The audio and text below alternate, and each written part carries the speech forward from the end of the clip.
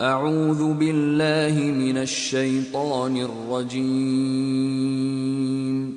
بسم اللہ الرحمن الرحیم سعاد، قسم ہے قرآن کی جو نصیحت دینے والا ہے کہ تم حق پر ہو، مگر جو لوگ کافر ہیں وہ غرور اور مخالفت میں ہیں۔ نے ان سے پہلے بہت سی امتوں کو ہلاک کر دیا تو وہ عذاب کے وقت لگے فریاد کرنے، اور وہ رہائی کا وقت نہیں تھا، اور انہوں نے تعجب کیا کہ ان کے پاس انہی میں سے ہدایت کرنے والا آیا، اور کافر کہنے لگے کہ یہ تو جادوگر ہے، جھوٹا، کیا اس نے اتنے معبودوں کی جگہ ایک ہی معبود بنا دیا؟ یہ تو بڑی عجیب بات ہے۔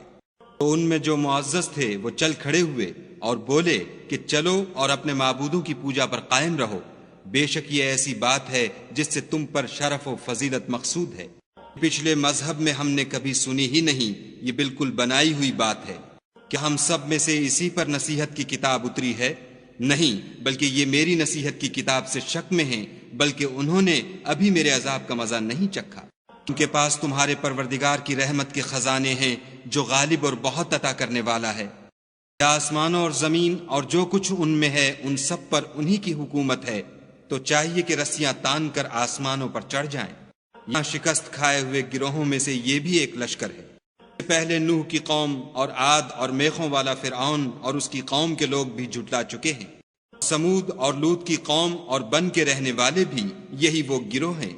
ان سب نے پیغمبروں کو جھٹلایا تو میرا عذاب ان پر واقع ہوا، اور یہ لوگ تو صرف ایک زور کی آواز کا جس میں شروع ہوئے پیچھے کچھ وقفہ نہیں ہوگا انتظار کرتے ہیں، اور کہتے ہیں کہ اے ہمارے پروردگار ہم کو ہمارا حصہ حساب کے دن سے پہلے ہی دے دے۔ اے پیغمبر صلی اللہ علیہ وآلہ وسلم، یہ جو کچھ کہتے ہیں اس پر صبر کرو، اور ہمارے بندے داؤد کو یاد کرو جو صاحب قوت تھے اور بے شک وہ رجوع کرنے والے تھے۔ نے پہاڑوں کو ان کے زیر فرمان کر دیا تھا کہ صبح و شام ان کے ساتھ خدائے پاک کا ذکر کرتے تھے، اور اندوں کو بھی کہ جمع رہتے تھے، سب ان کے فرما بردار تھے۔ اور ہم نے ان کی بادشاہی کو مستحکم کیا اور ان کو حکمت عطا فرمائی اور خصومت کی بات کا فیصلہ سکھایا۔ اللہ، تمہارے پاس ان جھگڑنے والوں کی بھی خبر آئی ہے جب وہ دیوار پھاند کر اندر داخل ہوئے۔ وقت وہ داؤد کے پاس آئے تو وہ ان سے گھبرا گئے۔ انہوں نے کہا کہ خوف نہ کیجیے، ہم دونوں کا ایک مقدمہ ہے کہ ہم میں سے ایک نے دوسرے پر زیادتی کی ہے، تو آپ ہم میں انصاف سے فیصلہ کر دیجیے اور بے انصافی نہ کیجیے گا، اور ہم کو سیدھا رستہ دکھا دیجیے۔ کیفیت یہ ہے کہ یہ میرا بھائی ہے، اس کے ہاں 99 دمبیاں ہیں اور میرے پاس ایک دمبی ہے، یہ کہتا ہے کہ یہ بھی میرے حوالے کر دے، اور گفتگو میں مجھ پر زبردستی کرتا ہے۔ انہیں کہا کہ یہ جو تیری دمبی مانگتا ہے کہ اپنی دمبیوں میں ملا لے، بے شک تم پر ظلم کرتا ہے، اور اکثر شریک ایک دوسرے پر زیادتی ہی کیا کرتے ہیں۔ ہاں، جو ایمان لائے اور عمل نیک کرتے رہے، اور ایسے لوگ بہت کم ہیں۔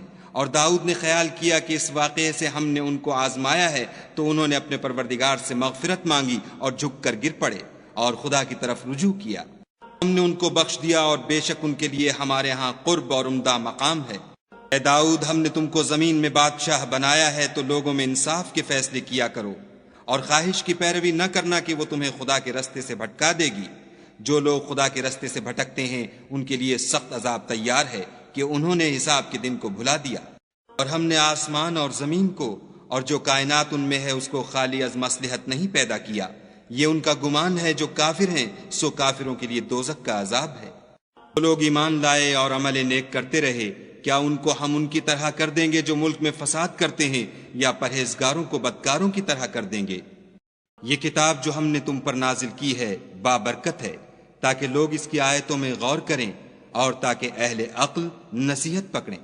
اور ہم نے داؤد کو سلیمان عطا کیے، بہت خوب بندے تھے، اور وہ خدا کی طرف رجوع کرنے والے تھے۔ اذ عرض عليه بالعشي الصافنات الجياد فقال إني أحببت حب الخير عن ذكر ربي حتى توارت بالحجاب ردوها علي فطفق مسحا بالسوق والأعناق ولقد فتنا سليمان وألقينا على كرسيه جسدا ثم أناب قال رب اغفر لي وهب لي ملكا لا ينبغي لأحد من بعدي إنك أنت الوهاب فسخرنا له الريح تجري بأمره رخاء حيث أصاب والشياطين كل بناء وغواص وآخرين مقرنين في الأصفاد هذا عطاؤنا فامنن أو أمسك بغير حساب وإن له عندنا لزلفى وحسن مآب واذكر عبدنا أيوب إذ نادى ربه أني مسني الشيطان بنصب وعذاب اركض برجلك هذا مغتسل بارد وشراب ووهبنا له أهله ومثلهم معهم رحمة منا وذكرى لأولي الألباب وخذ بيدك ضغثا فاضرب به ولا تحنث إنا وجدناه صابرا نعم العبد إنه أواب واذكر عبادنا إبراهيم وإسحاق ويعقوب أولي الأيدي والأبصار إنا أخلصناهم بخالصة ذكر الدار وإنهم عندنا لمن المصطفين الأخيار واذكر إسماعيل واليسع وذا الكفل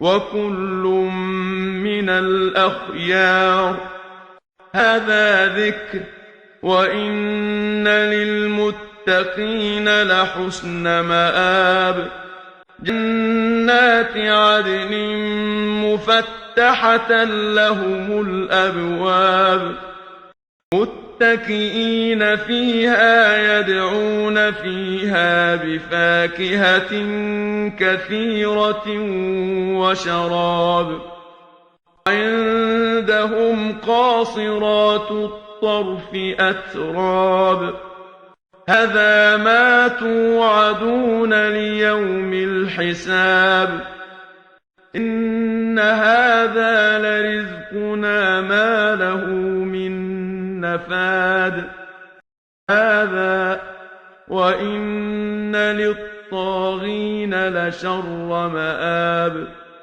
أنما يصلونها فبئس المهاد هذا فليذوقوه حميم وغساق وآخر من شكله أزواج هذا فوج مقتحم معكم لا مرحبا بهم إنهم صالوا النار قالوا بل أنتم لا مرحبا بكم أنتم قدمتموه لنا فبئس القرار कहेंगे ऐ परवरदिगार जो उसको हमारे सामने लाया है उसको दोज़ख में दूना अजाब दे।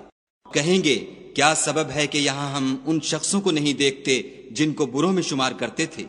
हमने उनसे ठट्ठा किया है या हमारी आंखें उनकी तरफ से फिर गई हैं। बेशक ये अहले दोज़ख का झगड़ना बरहक है। कह दो कि मैं तो सिर्फ हिदायत करने वाला हूँ और खुदाए यक्ता और गालिब के सिवा कोई माबूद नहीं।